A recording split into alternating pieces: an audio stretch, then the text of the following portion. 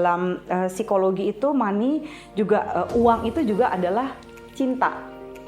Kita have sex dulu. Right? Lebih relax, lebih santai, baru ngobrolin, cari jalan keluarnya bagaimana, what to do the next thing. Iya, dan kalau udah ada endorfin dan oksitosinnya lebih cerdas juga ya. Kalau kita ngomongin soal telanjang, itu lebih gampang telanjang buka baju, buka celana dan ngapa-ngapain di ranjang, tapi itu bukan beneran telanjang.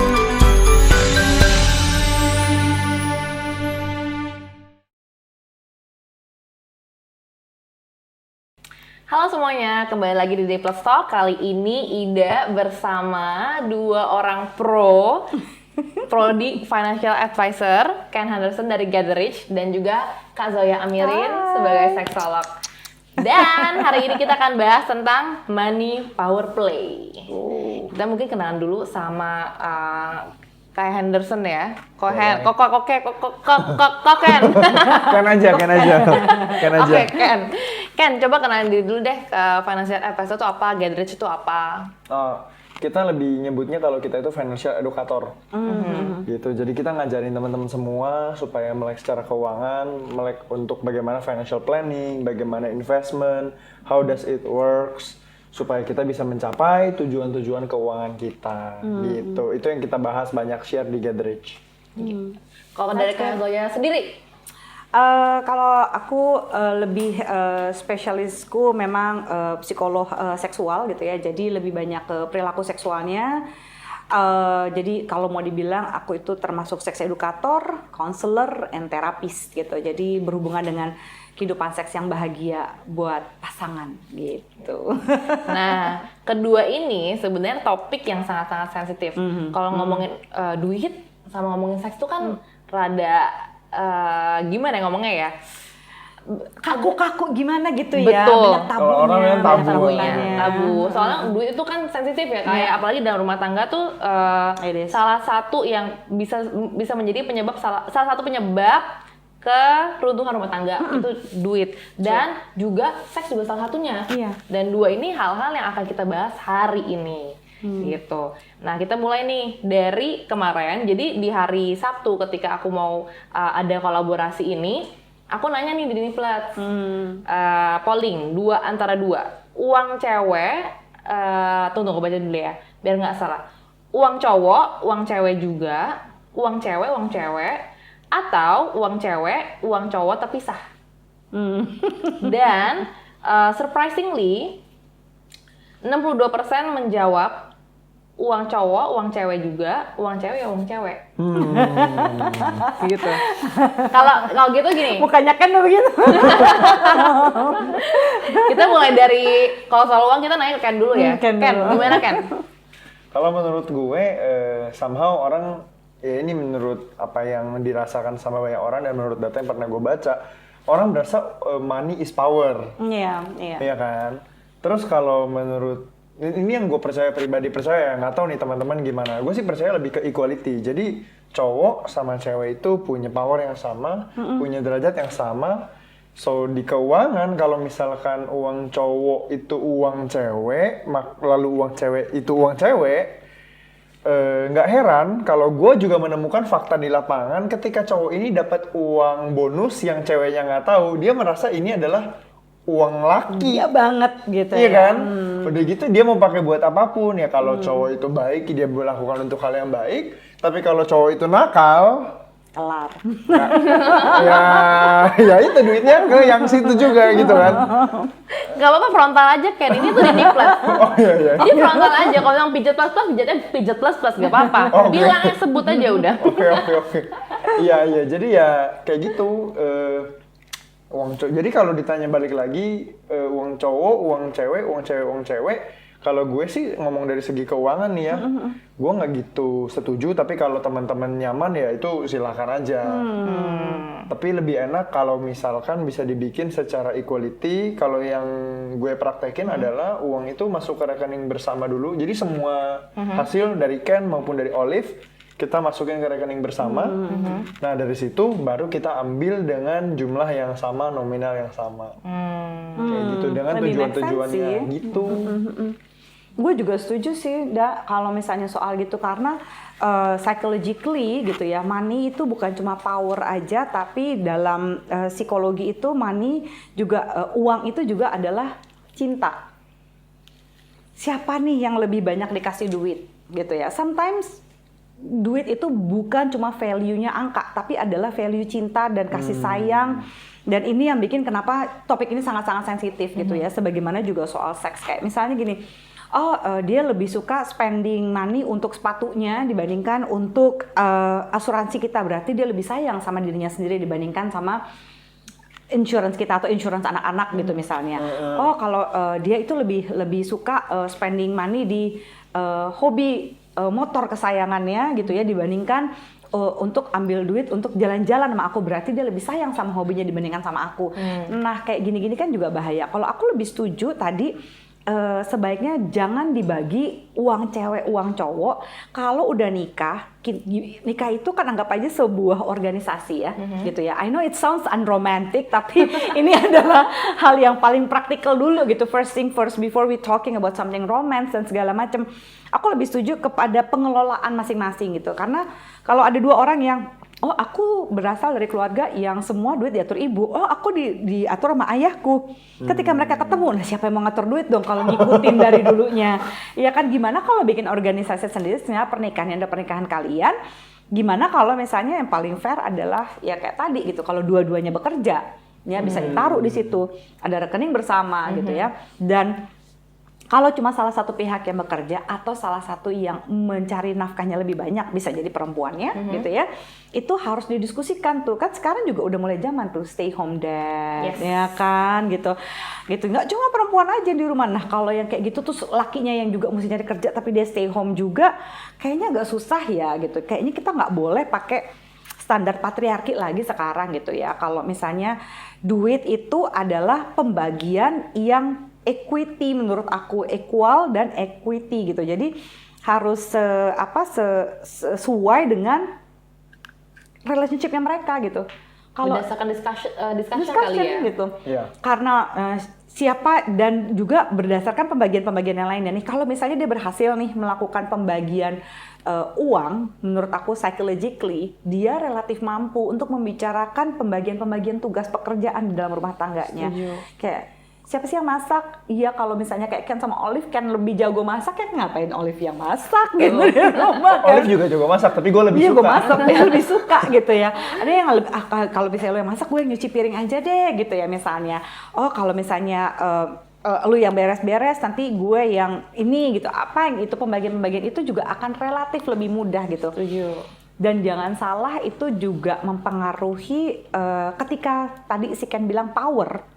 Ya, itu mempengaruhi juga urusan ranjangnya nih, gitu, urusan seksnya gitu kan. It makes like, kalau lu yang punya power, jadi lu boleh nyuruh-nyuruh gue. Itu kan yang kita nggak mau ya di atas ranjang kayak gitu, kayak, jadi karena dia yang punya duit, gue jadi harus suruh, udah gue duit harus minta, gitu ya, harus nyari terus begini gitu. Terus sementara gue gimana nih gitu ya, di atas ranjang juga nggak boleh nih mengungkapkan perasaan dan sebagainya. Itu relatifly mempengaruhi kalau menurut aku sih. Nah, jadi setelah diskusi yang tadi kita nanya juga nih soal mereka tuh sebenarnya open gak sih sama financial mereka secara pribadi. Jadi ada juga yang merahasiakan, ada juga yang open. Ternyata kalau di sini sih ya dari polling di Niplats mereka tuh open banget. Nah, tapi aku nanya sama yang orang-orang yang merahasiakan ini. Dan yang merahasiakan ini mereka tuh bilangnya dari sisi perempuan ya, banyak yang memang laki-lakinya nggak mau terbuka, itu satu. Nah kalau rahasia juga karena kalau laki-lakinya tahu perempuan yang lebih kaya, biasanya laki-lakinya minta-minta. Maksudnya kayak minta beliin ini dong, minta beliin itu dong, kayak gitu. Ini yang terjadi di Niplats yang aku tanyain gitu. Menurut mendapatkan? Kalau menurut gue sih nggak enak ya, maksudnya kayak diminta-minta jadi seakan-akan kesannya take it for granted nggak sih? Iya. Iya nggak sih? I mean gini, gue ngomongin dulu soal keterbukaannya nih ya. Kalau bagusnya sebenarnya kalau kita ngomongin soal telanjang itu lebih gampang telanjang buka baju, buka celana dan ngapa-ngapain di ranjang tapi itu bukan beneran telanjang. Iya. Yang beneran not telanjang totally itu adalah bagaimana lu bisa mengkomunikasikan apa yang ada di sini, apa yang ada di pikiran dan di hati lu, That's true. dan lu kasih tahu, lu nggak nyaman nih soal duit kalau kayak gini. Kalau ngomong ke pasangan misalkan ya, lu banyak belanja deh. Jadi kan kalau kita lihat ini nggak ada yang salah dengan belanjanya ya, tapi yang seringkali komunikasinya kurang dan jadi berantem itu adalah ketika si cowok dan si cewek ini dia punya money personality yang berbeda. Yes. Yang satu spender, yang satu saver. Kalau misalkan saver sama saver sih udah tau lah, pasti medit lah mereka berdua. Kalau spenders kayak gue gitu berat juga ya. Gini terus ya. Nah, kalau spender sama spender, mereka penggerak ekonomi. Penggerak ekonomi bangsa. Iya. Bener juga. Terus. Tapi yang masalah adalah yang satu spender, yang satu saver. Padahal bagus. Sebenarnya compatible, bagus. Tapi berantem. Nah, Bisa itu jadi bisa jadi potensi. berantem kalau misalkan nggak dikomunikasiin. Udah gitu kita nggak tahu kan, maksudnya di kondisi keluarga bisa beda-beda, suami istri bisa beda-beda atau pasangan beda-beda. Mana yang dominan, mana yang nggak dominan, itu terintimidasi itu pasti. Yang satu belanja terus, yang satu malah Ngekip terus. ngekip terus. Kalau yang ngekip terus yang lebih dominan, diocehin lah itu yang belanja terus. Iya. Itu bonyok gue banget. Dan yang belanja terus juga akan bisa ngerasa kayak lu nggak sayang sama gue. Buat apa sih cari duit tapi nggak bisa di spend segala Betul. macam. Gitu. Ini sering terjadi sih sebenarnya. Aduh. Jadi padahal itu bagus ya, kalau gue sih Sebenarnya bagus. sebenarnya suka karena mereka tuh compatible kan gitu, jadi nggak Iya. terlalu bocor juga. Tapi bener sih, mungkin pertanyaan pentingnya di sini adalah value lo apa sih terhadap uang? Iya, dari awal sebelum Iya kan? sebelum jalanin lebih dalam, lebih lanjut, semua ekspektasi dan semua value di ngomongin. Jadi kalau yang gue percaya nih, lebih baik kita telanjangin soal itu dulu daripada buka baju dan lain-lain. Karena nggak akan jadi nyaman ke depannya ketika dia udah intimate secara physically, tapi secara mind dan apa ya bilangnya, values tuh belum. Nah itu jadi sumber keributan lainnya biasanya. Iya, kebayang nggak sih kalau soal duit aja dia nggak mau ngomongin di atas ranjang, apalagi di atas ranjang, ya kan? Pasti ada banyak juga yang hold back gitu ya, yang ditahan-tahan. Dan gue tuh setuju sama orang yang sebenarnya punya proses, punya compromise, tapi juga punya adjustment gitu. Jadi bukan yang compromise in term of ya udah ngalah, iya deh ya, oh ya ini nggak apa-apa, botol up tuh tau satu kali jadi bom waktu duar gitu, sekali ngamuk langsung minta cerai gitu kan. Ngamuknya lama, nggak ngamuk-ngamuk, diem, terima, atau belasan tahun kemudian gitu ya, atau puluhan tahun kemudian duar gitu. Iya, mendingan didiskusin satu persatu gitu ya, tapi bukan berarti diberantemin kan, kayak misalnya kalau tadi kan dibilang money personality itu benar banget. Jadi kayak gini, kalau aku spending gitu, apa sih yang kamu rasain waktu kamu spending? Ketika kamu punya uang dan bisa spending gitu, do you feel love? Itu kan pertanyaan terbesarnya. Do you feel appreciated gitu? Apakah ini kamu ngerasa jadi bisa menikmati jerih payah gitu? Kalau dia memang value-nya begitu, agak susah kan untuk tidak spending. Gitu. Betul. Nah kalau misalnya gini, kalau setiap kamu ngasih duit, aku disuruh begini, aku nggak punya kebebasan gitu ya. Aku kan udah berusaha ngelarang gini segala macam. Ya udah deh aku tambahin duit. Tunggu, ini bukan masalah tambahin duit apa enggaknya, tapi apa sih value untuk value terhadap safety. Safety itu apa sih for you? Ya kan? Safety apakah artinya kalau kita sudah punya tabungan kita udah aman? Safety artinya kita punya insurance, then it means that we are cover up gitu. Safety mean love atau apapun itu gitu. Jadi kalau itu memang nggak dibahas, benar kata Ken, ya runyam juga kan.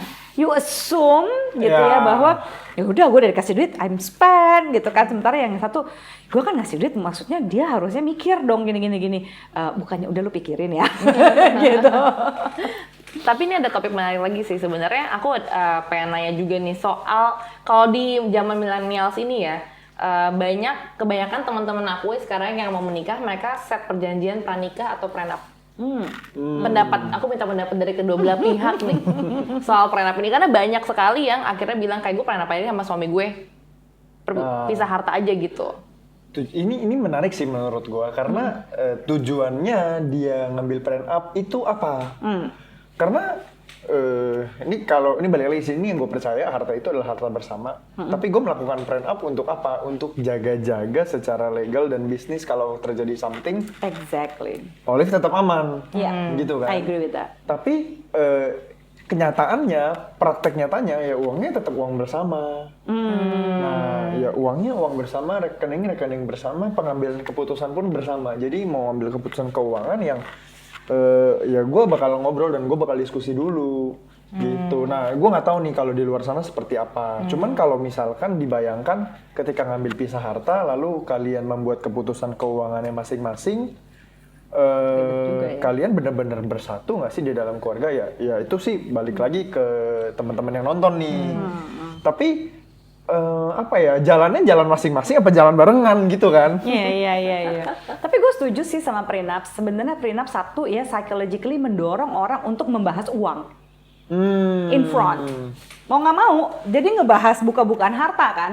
Ada orang yang sensitif kan gini, oh gila kayak berencana buat cerai aja. No, itu bukan buat cerai. Kalau aku justru ngelihat, aku setuju banget sama Ken bahwa prenup itu sebenarnya untuk melindungi bisnis. Jangan sampai ketika lo mengambil, ya namanya juga bisnis, pasti ada up and down-nya. Sometimes gitu ya, as human as possible, you can make a mistake. Gitu ya, dan ketika mistake itu jangan sampai mempengaruhi pasangan lo kan gitu.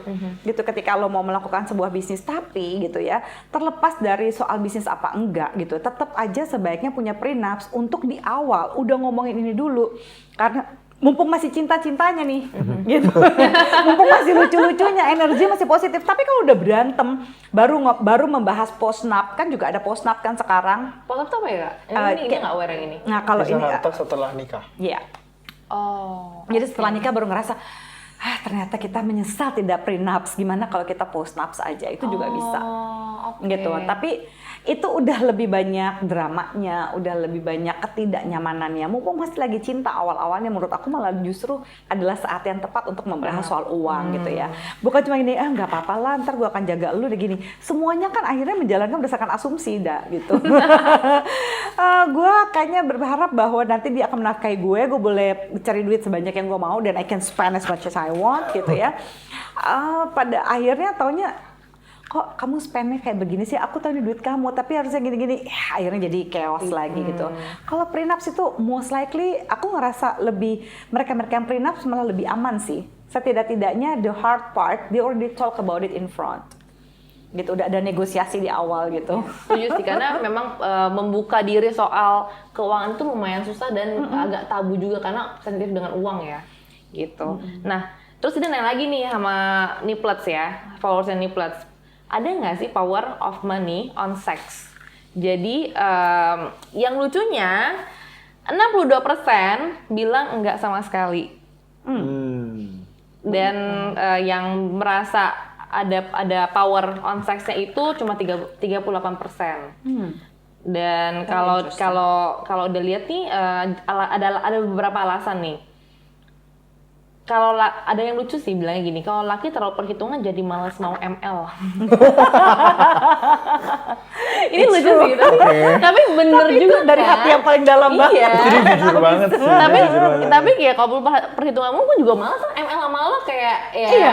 Nah kalau misalnya value duitnya itu juga adalah sayang, gimana? Iya, lu nggak mau spend sama gue gitu kan ya? Sebenarnya gini, kan pacaran atau relationship juga adalah investasi emosi gitu kan ya. Nah pada saat investasi emosi gue udah sebesar ini, gue udah cinta sama lo tuh nggak mau spend sama gue atau apa-apa hitung-hitungan. Kan ada banyak orang juga, apalagi yang value-nya itu duit adalah cinta, itu kan juga ngerasa, oh gitu ya, lo hitung-hitungan sama gue.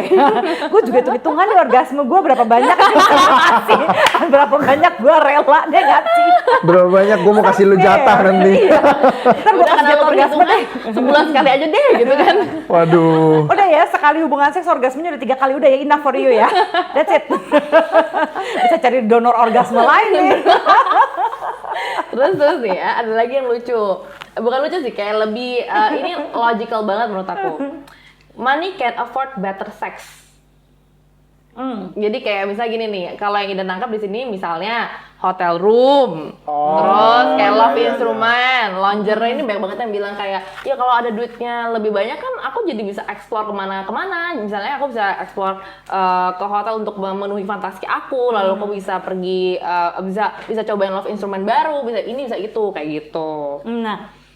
Nah, kalau aku sih, iya masuk akal. Jadi kalau aku bilang itu kan kembali lagi pada investasinya, berarti kan ya. Misalnya kayak gini, kamu ngapain sih yang ke spa melulu, atau misalnya ngurusin badan, fitness begini begitu, yoga melulu gini-gini. Loh, yang aku itu ngerasa lebih nyaman di atas ranjang ketika tubuhku itu fit, I feel more sexy for you gitu.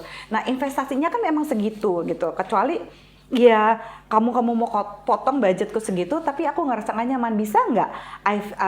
Aku mau taking care tubuhku gitu ya dengan kondisi finansial yang kamu siapkan gitu. Kalau menurut aku bener, dengan adanya duit kan berarti bisa ada love instrument yang lebih memadai atau yang lebih kekinian ya kan. Ada fasilitas lingerie yang walaupun habis itu dibuka ya terserah gitu kan, tapi kan sekarang juga ada banyak lingerie yang masih tetap bisa jadi Easy visual access. Gitu ya, easy access gitu ya untuk entertain you gitu visually. Nah, kembali lagi kan kepada bahwa investasi ini aku mau melakukan ini bukan buat aku tapi juga buat kamu, itu yang perlu dua-duanya tuh tahu gitu. Jadi jangan ngelihat maninya per se gitu, karena kalau soal maninya aja nanti jadinya matre, padahal sebenarnya gue nggak percaya ada orang yang bener-bener truly matre gitu. Nggak percaya bahwa ada orang yang memvalue duit segitunya gitu ya, walaupun itu bukan dasar dari semua happiness, tapi ya ada banyak fasilitasnya juga yang menggunakan uang gitu. Nggak realistis ya, betul. Kalau lu tiba-tiba bilang ya udahlah kita hidup sederhana aja, nggak usah begini-gini begitu. Oke, so what it means for you untuk hidup sederhana? Iya kan? Gue percaya duit itu tool sebenarnya. Iya. Jadi kayak lu harus tahu apa yang lu mau, apa yang lu pengen dalam hidup lu, dan duit itu sebagai tools yang membantu lu untuk mencapai itu. Exactly. Tapi bener nggak sih kan kalau duit itu nggak pernah cukup? Gue sih balik ke masing-masing orangnya ya. Kalau dibilang cukup atau enggak ya tergantung. Ukurannya apa gitu. Kalau lu ngukurnya kebutuhan lu segini dan duit lu segini, ya lu nggak akan cukup ya. Tapi kalau lu punya duit segini, kebutuhan dan keinginan lu segini jadi cukup kan. Iya, sebenarnya yang bikin cukup itu adalah sekali lagi rasa bersyukurnya dia kan, feeling content. Karena gini, orang begitu ada, gue melihat psychologically itu orang tuh gini, punya duit 100.000, dia makan warteg misalnya. Begitu dia punya duit 1 juta, dia akan makan fast food gitu. Begitu dia punya duit 10 juta, dia akan makan yang se-fancy Tony Romas lah, apalah gitu. Begitu duit lo juga nambah, lo merubah gaya hidup lo. So ketika ada orang yang bilang nggak cukup, gua rasa dia kurang bersyukur ya. Like di mana sih gitu yang bisa lo masukin gitu untuk bisa lebih fit gitu. Kenapa kamu sia-sia gitu? Aku kekok soalnya. Karena kalau mau dibilang gitu nggak pernah cukup kan. Iya, betul. Gimana kita ngelihatnya. Gue tuh baru kemarin ngobrol sama Ida yang waktu kemarin itu lagi briefing. Gue cerita, jadi gue pernah dalam kondisi dari nol terus punya duit banyak jadi OKB. OKB orang kaya bego, bukan orang kaya baru ya. Bukan. Karena jadi too much spend, sehingga karena gue nggak merasa cukup dengan diri gue sendiri, gue jadi beli itu, jadi gaya hidup tiba-tiba meleduk ke atas. Terus abis itu gue jadi sadar ketika gue nggak punya duit, parah banget. Duit gue jadi barang-barang yang ya kalau gue jual nilainya juga nggak bisa balikin duit itu kan.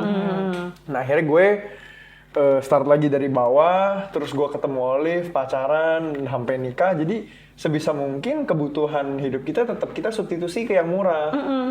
Nah sehingga kita merasa kita cukup, tapi kita juga punya keinginan dan goals yang mau kita capai untuk ya kita mau beli experience, mau beli ini dan itu. Jadi tetap ada keinginan yang bikin kita kita merasa cukup, tapi kita punya ambisi untuk lebih naik lagi. Iya. Ya kalau gue juga kalau kayak gitu, kayak misalnya apalagi gue tidak punya pekerjaan tetap kan ya, in a way gitu ya, bukan freelance amat, tapi ya gue kan berdasarkan pembicara, counseling, and so on and so forth. Gue juga ngeliatnya kayak gitu, gue pikir gini, misalnya gue udah punya standar tertentu nih liburan, gue nggak mau liburan backpack banget gitu kayaknya.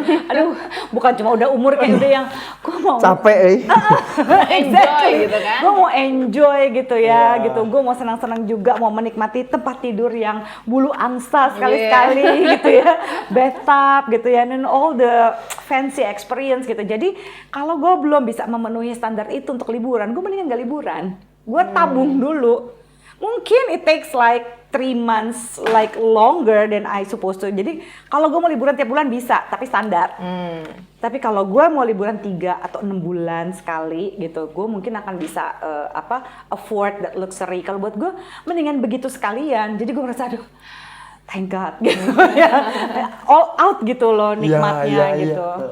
Daripada spending gitu, akhirnya jadi kayak gitu. Cuma rata-rata kalau kayak gue sendiri gitu ya, lebih banyak untuk kayak hal-hal gue melihatnya sebagai investasi romantis gue aja gitu ya. Misalnya I want to spend this kind of money with my partner gitu ya, karena ini akan membuat ya ini asik gitu, ini akan menambah kedekatan dan sebagainya gitu, like why not. Dan kalau yang kayak gitu nggak bisa dihitung-hitung banget juga sih, karena like you want the experience kan, it's not just the money value, itu afford nggak ada experience gitu. Wah, kita bisa rafting nih sama-sama nih, kita bisa camping glamour gitu kan, zaman sekarang kan camping glamour ya, glamping gitu misalnya, you know, all the experience kayak gitu kita anggap sebagai investasi. Tapi kalau misalnya kayak gitu dihitung-hitung, kayaknya juga nggak fair ya nggak sih kan? Kayak like, udahlah kita kan udah kebanyak nih begini nih, ya kan tapi experience-nya aja. Kalau yang gue lakukan adalah kita budgeting. Jadi kayak gue nikah nih kemarin bulan Agustus, terus kita sudah budgeting untuk nikah. Terus toto COVID, ya emang sih ada budget yang nggak bisa, udah keluar lalu nggak bisa diharapkan balik kayak udah DP, iya itu nyebelin sih, DP gedung segala macam, terus akhirnya kita jadi intimate wedding. Tapi kan kita sudah punya budget juga buat liburan, honeymoon, nah itu nggak bisa ngitung-ngitung, kayak lu mau honeymoon masa ngitung-ngitung sih? Nah, tapi kita udah punya budget yang memang kita udah siapin buat abisin. Jadi ya udah kita, iya kita dari situ punya freedom. Justru dengan begitu kita malah punya freedom. I like that. Freedom pun punya boundaries, right? Iya. Bukan tanpa boundaries malah lu nanti duitnya jadi habis. That's called budgeting ya. Iya. Budgeting itu adalah freedom in between that gitu ya, bukannya wah brutal gitu. Habis itu kayak nggak ada masa depan, yang nggak gitu juga sih. Benar-benar. Gitu. I agree. Terus kemudian juga ada pertanyaan, bukan pertanyaan sih, dia polling lagi tuh, karena dia sering banyak polling ya, dan followers Snippers tuh quite engaged sama kita. Jadi ketika ditanya mereka sangat-sangat kayak antusias tinggi sekali. Jadi buat me pledge actually. Jadi kawan nanya, apakah ini untuk perempuan doang? Jadi Ida nanyanya ke perempuan aja. Terus apakah financial stability untuk perempuan jadi independent woman affects your confidence level of sex? Dan ini saingan ketat banget nih. Yang yes 49%, yang no 51%. Sama kayak pemilihan presiden Amerika nih kayak. Bedanya dikit banget, saudara-saudara. Dikit banget. Nggak signifikan banget. Nggak signifikan, ya, betul. Dan beberapa bilang gini, iya karena jadi more confident sama empowered. Terus ada juga bilang gini, pasangan yang cuma monotin aja bikin ilfeel, nggak bergairah. Terus ada juga more money sama dengan self care yang tadi kayak kakak Zoya bilang. Terus less self care sama dengan less confidence, dia bilang gitu. Terus ada juga yang bilang gini, jadi berasa juga punya power. My time not yours, my authority not yours. Jadi kayak the bed is not only yours for the man gitu. Jadi my bed is also the bed also mine. Jadi sama-sama punya authority di atas ranjang, kayak gitu. Tapi ini sengit banget nih persaingan sengit ini, yes dan no-nya tuh bedanya cuma 2%, 1% sebenarnya. It's good and bad at the same time ya. Karena gini, kalau kita it's good that you have power when you have money, tapi yang kita tahu kan ya, I think Ken juga mungkin bisa correct me if I'm wrong ya, bahwa duitnya kadang-kadang naik turun ya.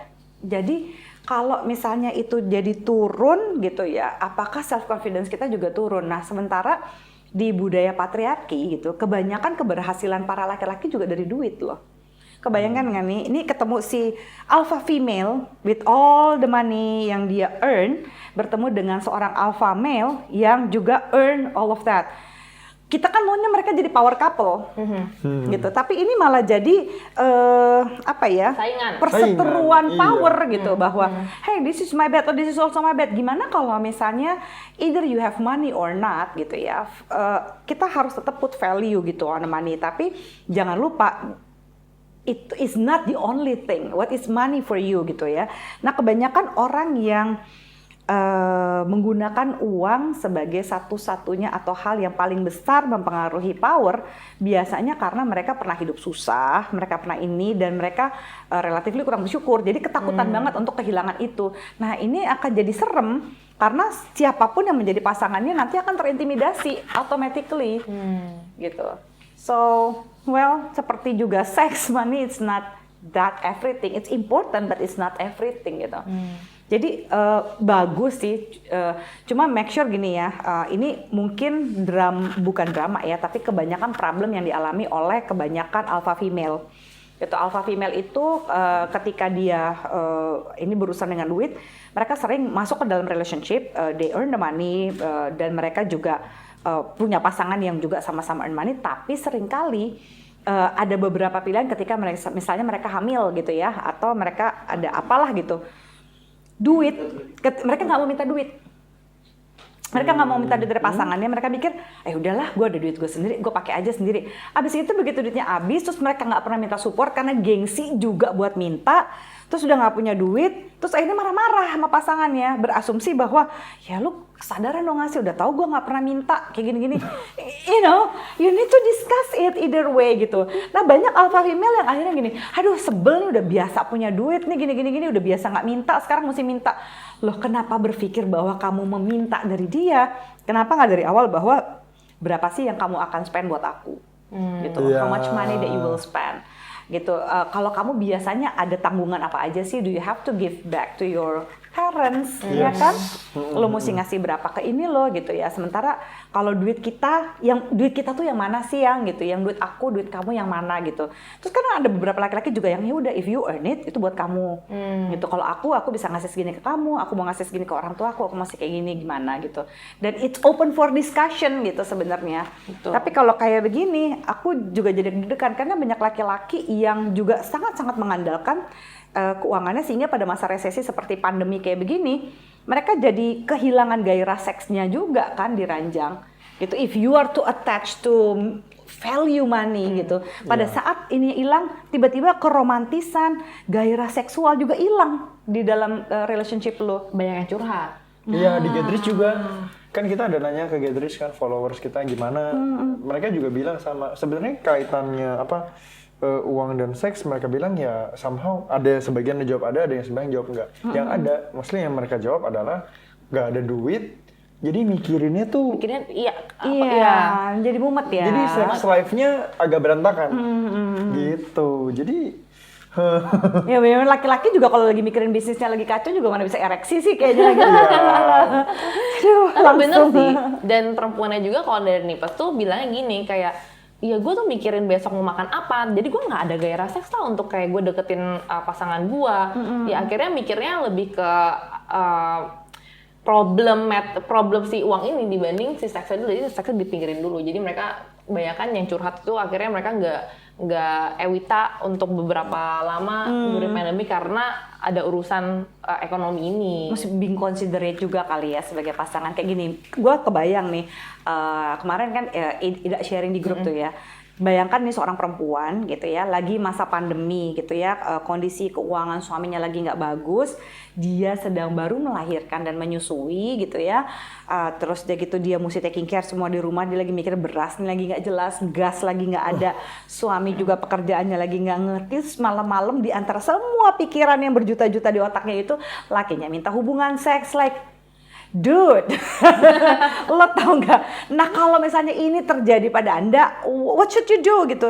Adalah duduk dan bilang gini, yang gimana ya? Aku kepengen banget terkoneksi dan berhubungan seks sama kamu, tapi aku masih mikirin beras besok apa segala macam. Apa yang bisa kita lakukan ya to figure things out? Aku tahu kalau misalnya minimal diomongin, mungkin nggak bisa langsung dapet duitnya sekarang juga, tapi kan setidak-tidaknya oh oke, gini yang aku sih lagi mikirin ini juga, atau nggak misalnya gini, ya udahlah kita hubungan seks aja, kita seneng-seneng, toh kita hubungan seks apa enggak, duitnya belum dapat besok banget juga ya. Iya kan? Ya, itu Tapi, ide. Ya, tapi itu mesti ide didiskusin, dia perlu tahu, si perempuan ini perlu tahu bahwa, hey, you are on my team, right?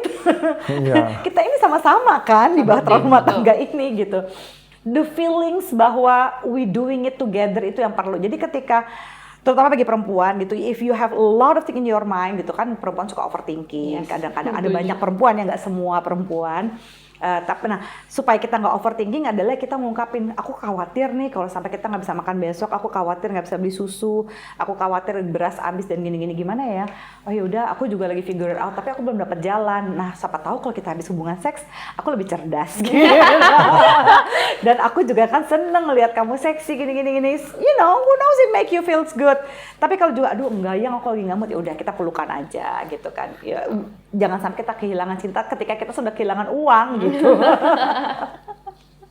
Menarik. Kalau dari Ken? Menurut gue gini, gue setuju dengan apa yang Kak Zoya bilang, dan yang gue rasa tuh, ini correct me if I'm wrong ya, karena kan gue pernikahannya masih muda juga, usia pernikahan. Newlyweds. Iya, baru nikah. Sex and money kadang bisa jadi apa ya? Kalau kalian mau melakukan hubungan seks, itu tanpa uang pun kalian tetap bisa melakukan hubungan seks. Iya. Nah kalau kita overthinking to money, itu yang bikin sex life-nya jadi bisa turun. Iya nggak sih? Iya. Gue percaya uang itu penting, bukan nggak penting. Tapi kalau uang bikin sex life lo jadi bermasalah, mungkin dikonsider ulang, diobrolin ulang. Masalahnya itu sebenarnya apa? Jalan keluarnya apa? Supaya bisa lebih cerah. Yang tadi Kak Zoya bilang apa? Ya udah, kita bagaimana kalau kita singkirin dulu masalahnya sebentar, kita have sex dulu, lebih relax, lebih santai, baru ngobrolin, cari jalan keluarnya bagaimana, what to do the next thing. Iya, dan kalau udah ada endorfin dan oksitosinnya lebih cerdas juga ya. Orgasme Gitu. Habis orgasme, I have an idea gitu, let's make money. Setuju. Gila, pembahasannya panjang banget, tapi ini seru banget. Makanya kan ini akan aku potong jadi part 2, dan kamu harus nonton part 2-nya karena makin panas, oke? Aku mau mendingan kamu having sex tiap seminggu 3 kali daripada kamu kasih aku tas Hermes. Gua pas punya duit, gua bener-bener mau cari validasi doang, makanya gua beli barang supaya gua terlihat kaya. Kalau reproduksi doang bikin anak, ya yang bisa bikin anak belum tentu bisa bikin enak ya.